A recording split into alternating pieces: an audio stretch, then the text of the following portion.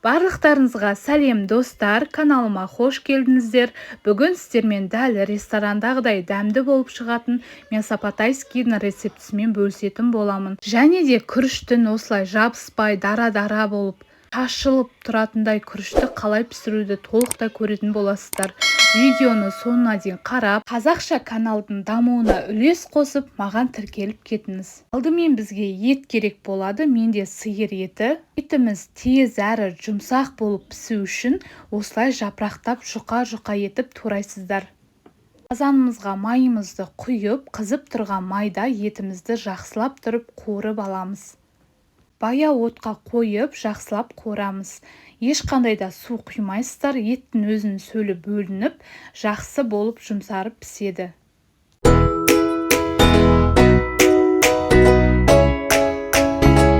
Көкөністерімізді жақсылап жуып, дайындап аламыз. Ендігі кезекте жуамызды ірілеу етіп турап аламыз. 4-ге бөлсеңіздер де болады. Менде үйде балалар болғандықтан жіңішкелеп турап жатырмын. Ендігі кезекте болгарский бұрыштарымызды жақсылап ірі етіп турап аламыз. Қатты майда болып кетпесін, қазір қуыру барысында көлемі кішірейіп қалады. Қиярымызды да әдемілеп ұзыншақ етіп турап аламыз. Мясопатайскийге сельдерей қосқанды ұнатам, дәмі ерекше болып шығады. Сіздер қоспасаңыздар да болады. Негізі көбісі мясопатайскийге сәбіз қоспайды. Адам саны көп болып кеткендіктен қосуға тура келді. Сіздер қоспасаңыздар да болады. Көріп тұрғандарыңыздай етіміз әдемі болып қуырылған, сөлі шығып, ешқандай да су құйған жоқпын. Суы тартылғаннан кейін турап дайындап қойған жуамызды салып, дәміне қарай тұз, бұрышымызды қосып, жақсылап 5 минут қуырып алатын боламыз.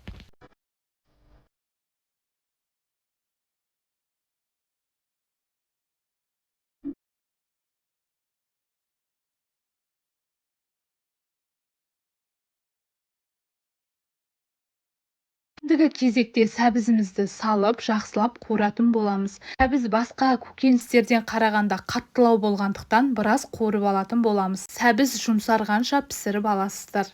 Артынан 1-2 қасық томатымызды салып, тағы да біраз қуыратын боламыз.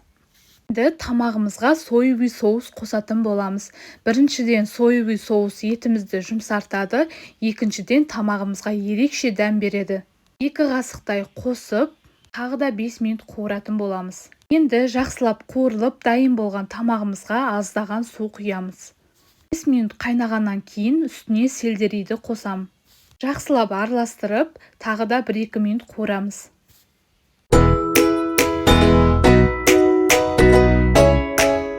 Етіміз жақсылап жұмсарып піскеннен кейін тамағымыз дайын болды ау деген уақытта тәтті бұрышымызды салып, үстіне қиярымызды салып, тәтті бұрышты езіп жібермеңіздер.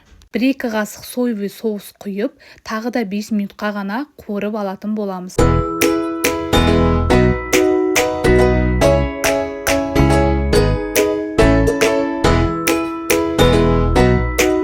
Болған тамағымызға ерекше дәм беру үшін 1-2 штук сарымсақ салатын боламыз. Сонымен тамағымыз дайын.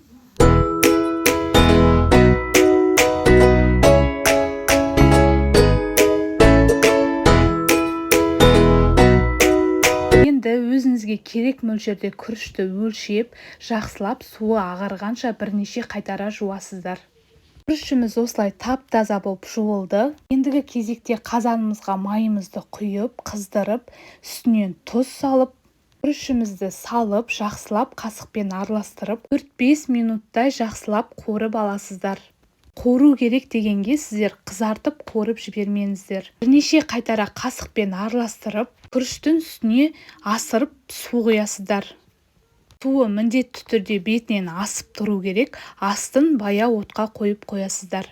Міндетті түрде астын тексеріп отырыңыздар, күйіп кетпесін. Күрішіміз осылай әдемі болып пісті, бетін жауып бұқтырып қоямыз.